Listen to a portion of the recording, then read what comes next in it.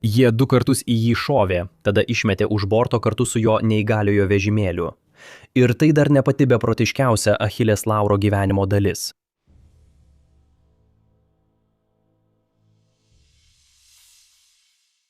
...1938 m. gegužę Rotterdam Shaloyd, dabar priklausantis Ned Lloyd, užsakė naują vandeninį lainerį iš De Schelder laivų statyklos Vlissingene, Nyderlanduose. Laivas turėjo pakeisti senstančius laivyno laivus Olandijos rytų Indijos maršrute. 1939 m. sausį buvo padėtas skilis, tačiau prasidėjus Antrajam pasauliniam karui darbai buvo sustabdyti. Nepaisant 2 bombardavimo antskrydžių, laivų statykla liko nepaliesta, todėl po karo laivų statybą buvo lengva atnaujinti. 1946 m. Liepą laineris buvo pakrikštytas Wilhelm Rasse. Jis buvo pavadintas laivybos linijos įkūrėjo anūko, kurį karo metu nužudė gestapas, vardu. Rotterdamo Shaloydas buvo pervadintas į Royal Rotterdam Shaloyd. Karališkasis priešdalis buvo suteiktas pagerbiant jo tarnybą karo metu. 1947 m. lapkričio 21 d. Vilhelmas Rėsas buvo pagaliau užbaigtas. Jis buvo 192 metrų ilgio, 25 metrų pločio grimzlė, siekė 8,9 metro, o bendrasis tonažas sudarė 21 119 registruotų bruto tonų. Vandenynų laineris galėjo talpinti 869 keleivius. Jis turėjo dailius, žemus kaminus ir novatorišką gelbėjimo valčių tvirtinimo sistemą. Lengvi aliuminio gelbėjimo valtys buvo išdėstyti žemai laivo šonuose ir įmontuoti į korpuso antstatą, taip sukuriant aptakų profilį be išsikišusių kranų. Toks išdėstymas leido gelbėjimo valtis laikyti ne aukščiau kaip 15 metrų virš vandens linijos, todėl jų nuleidimas buvo greitesnis ir reikalavo mažiau pastangų, palyginti su tradiciniais tvirtinimais aukštai laivo deniuose. 1947 m. gruodžio 5 d. Williamas Reisas leidžiasi į savo pirmąją kelionę į Olandų rytų Indiją. Maršrutas prasideda Rotterdame, užsukant į Southamptoną Jungtinėje karalystėje, tada į Tanžerą Maroke ir per Gibraltarą į Marselį pietų Prancūzijoje. Tada laivas plaukė į Port Saidą Egipte, per Sueco kanalą į Adeną Jemene ir Kolombą Šri Lankoje per Indijos vandenyną. Maršrutas tęsiasi į Sabangą ir Balawan Delį šiaurinėje Sumatros dalyje, Singapūrą ir baigėsi Tanjung Prijoke, Džakartos uoste. Džakarta anksčiau buvo žinoma kaip Batavija. Šis maršrutas paprastai užtrunka nuo 28 iki 30 dienų. Tačiau William Race turi 8 salsa variklius, kurie suka 2 sraigtus, leidžiančius laivui plaukti vidutiniu 22 mazgų greičiu. Tai sumažina vidutinį kelionės į vieną pusę laiką iki mažiau nei 25 dienų. William Race kartu su konkurentų vandenyno laineriu, Nyderlandų linijos motorlaiviu Oranje, tapo populiariu ir nuolatiniu šio maršruto laivu Olandijos rytų Indijos maršrute. Tačiau 1949 metais keleivių skaičius pradeda mažėti, kai rytų Indija tampa nepriklausoma ir tampa Indonezija. 1953 m. sausio 6 d. William Race ir Oranje yra Raudonojoje jūroje, plaukdami priešingomis kryptimis. 1950-aisiais keleivinių laivų įgulos dažnai sveikindavosi praplaukdamos arti viena kitos, kad pralinksmintų keleivius. Oranijos priartėjimas buvo greitas ir staigus, todėl William Race buvo priversta staigiai pasukti į kairę, dėl ko abu laivai susidūrė ir William Racės priekis buvo stipriai apgadintas. Laimiai niekas nežuvo, o William Race patyrė tik minimalius pažeidimus, todėl galėjo tęsti kelionę. Tačiau Oranija nerimauja, kad dėl patirtos žalos gali būti sulaikyta, todėl praleidžia suplanuotą sustojimą Kolombe ir tiesiai vyksta į Džakartą. Abi laivai pripažįstami kaltomis dėl susidūrimo, dėl prasto bendravimo. Po 6 mėnesių William Race patenka į dar vieną susidūrimą. Tankiam rūke, maždaug 19 mylių į šiaurės vakarus nuo Ile de Bats, vandenynų laineris susiduria su Olandijos pakrančių tanklaiviu Cornelis B. Po susidūrimo tanklaivis nuskęsta. 1958 metais karališkoji Rotterdamo Šalo Od ir Nyderlandų linija pasirašo susitarimą sukurti keleivinį maršrutą aplink pasaulį. Bendras laivynas plauks po karališkųjų Olandijos pašto laivų vėliava kartu su Oranje ir Johanu van Oldenbarneveldu, kuris pervadinamas į Twin Screw Motorship Laconia. Nuo 1958 metų rugsėjo iki 1959 metų vasario Williamratce laivas yra iš esmės pertvarkomas Wilton Fionaud laivų statykloje Amsterdame, kad pasiruoštų naujai tarnybai. Jo pirminė 4 klasių sistema sumažinama iki 2 pasirinkimų – pirmos ir turistinės klasės. Įrengiama 100 naujų kajučių, kad būtų galima apgyvendinti 275 pirmos klasės ir 770 turistinės klasės keleivių, o oro kondicionavimas išplečiamas visose apgyvendinimo patalpose. Kai kurios kajutės yra keičiamos, jei užsakoma daugiau vienos ar kitos klasės. Ir įrengta papildoma miegamoji vieta, kuri padidina maksimalų keleivių skaičių iki 1167. Javiečių įgulos narius pakeičia europiečiai, kuriems reikia geresnių gyvenamųjų patalpų. 300 įgulos narių. Turistinės klasės žiemos sodas laive Williamratce paverčiamas stikline uždara sodo poilsio zona šalia antstato, gale įrengiant langus, kad būtų išplėsta erdvė ir atsivertų vaizdai. Tai leidžia šią erdvę naudoti įvairesniais metų laikais ir klimato sąlygomis, ypač ilgose Rotterdamo Indonezijos kelionėse. Priekinio kamino aukštis padidinamas, kad dūmai, suodžiai ir išmetamosios dujos būtų nukreipiami aukščiau ir toliau atgal, taip sumažinant išmetamųjų dūmų sklidimą per atvirus denius ir į keleivių patalpas. Po vandens linija ant korpuso sumontuoti pelekų stabilizatoriai sumažina siūbavimą audringoje jūroje, todėl kelionės tampa patogesnės ir sumažėja jūros liga. 1959 metų kovą Williamratce reklamuoja savo naują pasaulinį maršrutą į Australiją ir Naująją Zelandiją. Jis išvyksta iš Rotterdamo, plaukia per Southamptoną, Viduržemio jūrą, Sueco kanalą, Fremantlą, Melburną, Sidnėjų ir toliau į Naująją Zelandiją, o grįžta per Panamos kanalą. Karališkieji Olandijos pašto laivai tampa populiariomis alternatyvomis britų laineriams. Tačiau iki 1964 metų pabaigos oro kelionių augimas ir populiarumas smarkiai sumažina keleivių srautus, todėl Williamratce tenka išimti iš eksploatacijos ir parduoti. 1965 metais Flota Lauro linija nupirko Williamą Reisą ir Oraniją.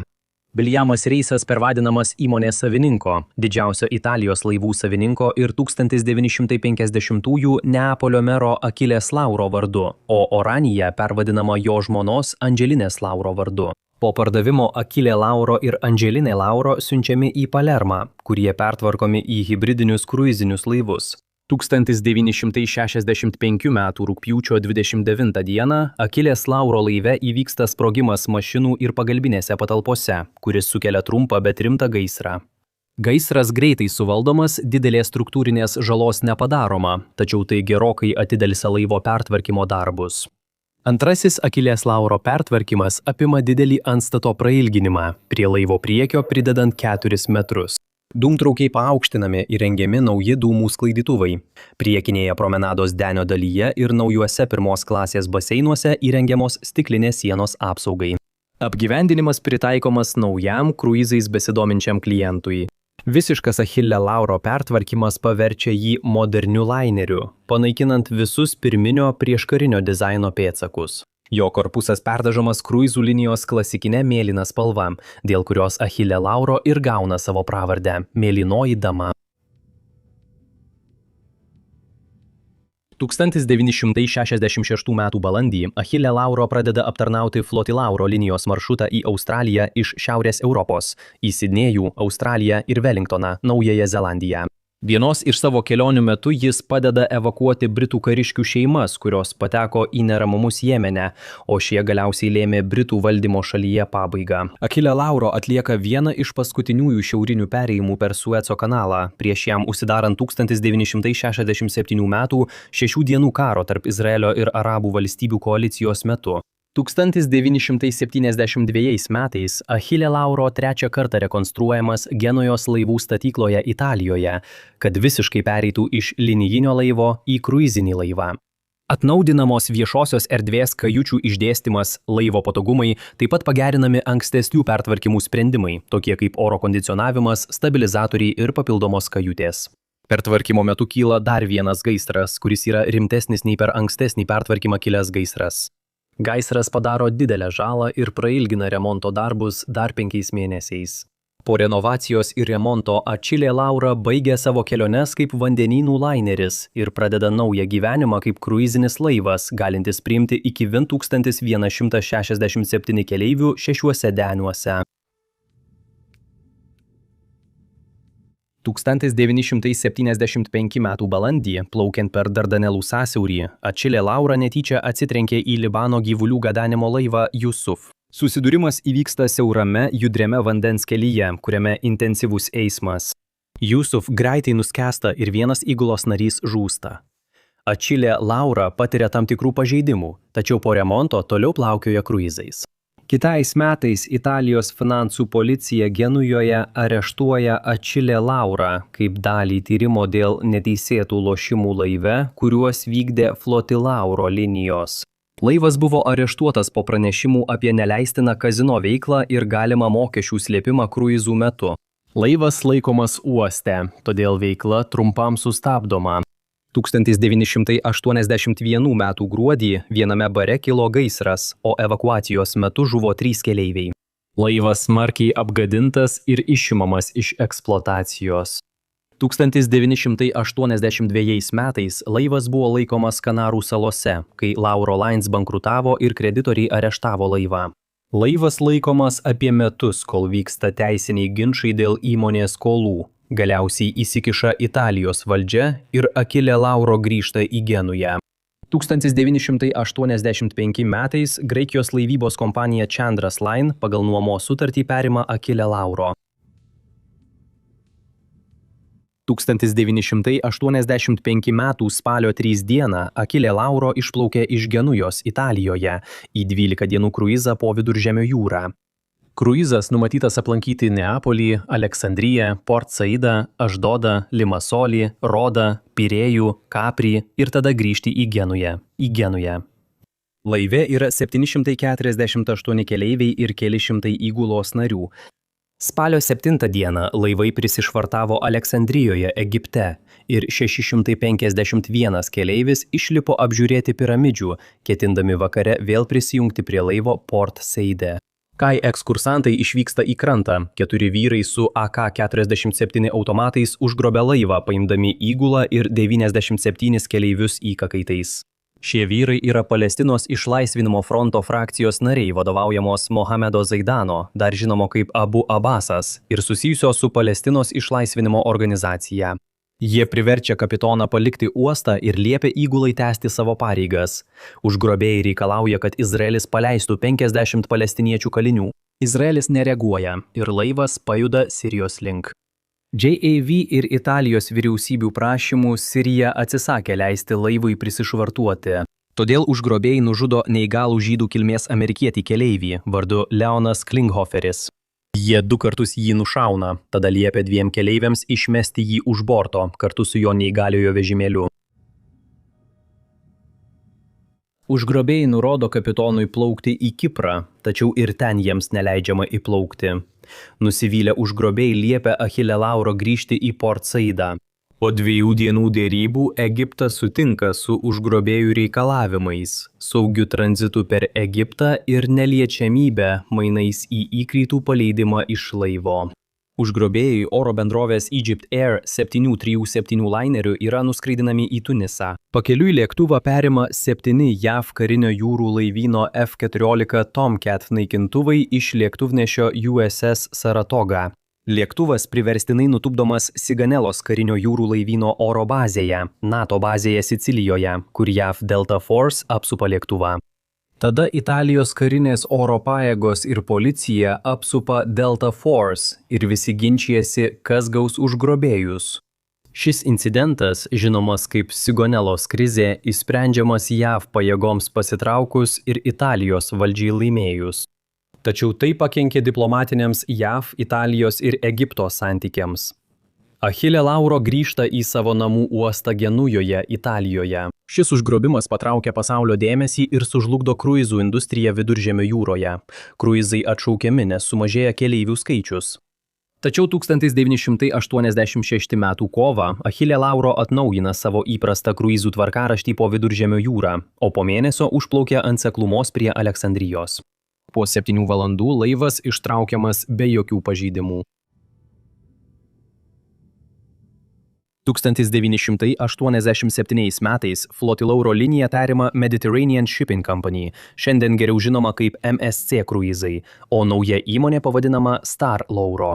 Achille Lauro gauna naują gyvenimą Australijoje, kur Blue Lady mėnesiui išnuomojamas ir naudojamas kaip apgyvendinimo laivas Fremantle, vakarų Australijoje, per Amerikos taurės jachtų lenktynes.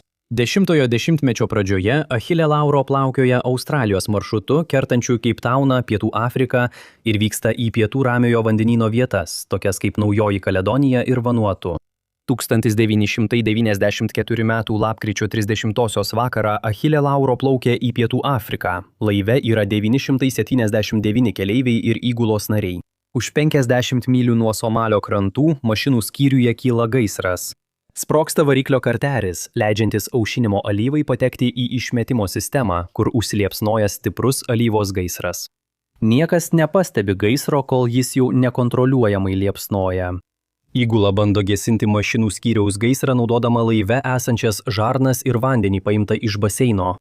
Pilant vandenį ant alyvos, gaisro liepsnos tik dar labiau išplinta ir situacija tampa dar blogesnė.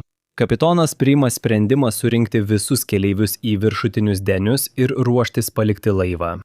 Laivo kruizo direktorius ir personalas susitvarko su situacija, ramina keleivius ir buria juos į grupės evakuacijai. Keleiviai suskirstomi pagal tautybę, kad visi galėtų suprasti nurodymus savo kalba.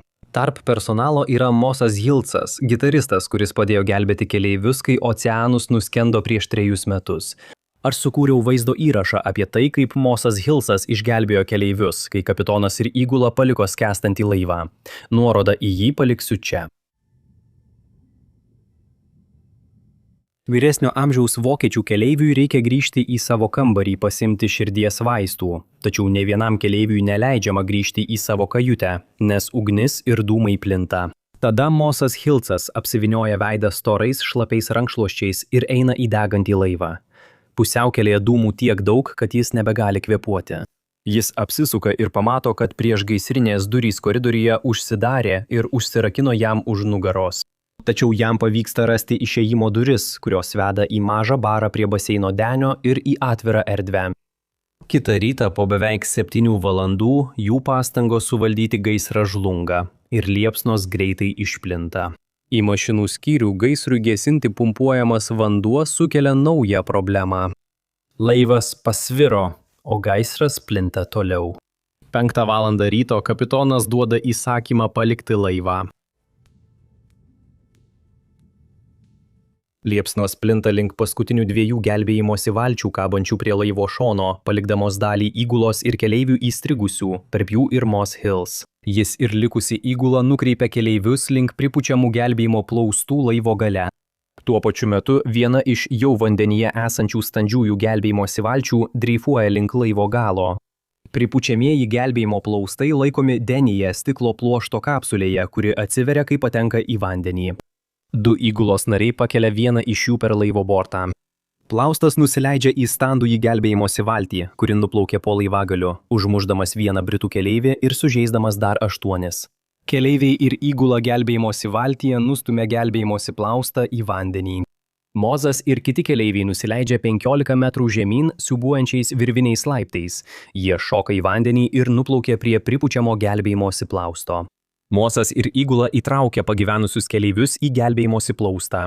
Panamoje registruotas tanklaivis Hawaiian King pirmasis atvyksta į įvykio vietą, reaguodamas į Achille Lauro Mayday signalą. Jis išgelbsti daugumą keleivių. Iš viso atsiliepia 10 laivų, įskaitant 2 Amerikos karo laivus – kreiserį USS Gettysburg ir fregatą USS Halliburton. Išgyvenusieji nuvežami į uostus Džibutyje ir Mombasoje, Kenijoje. Kitą dieną, gruodžio 2, atvyksta Italijos gaisriniai vilkikai, kad nutemtų apdegusius Achille Lauro likučius. Tačiau prieš jiems spėjant įvertinti žalą, 18:10 val. Įvyksta sprogimas. Nuo gaisro karščio susikaupusio garo slėgis priverčia sprogti vandens baką. Blue Lady apsiverčia ir nuskęsta.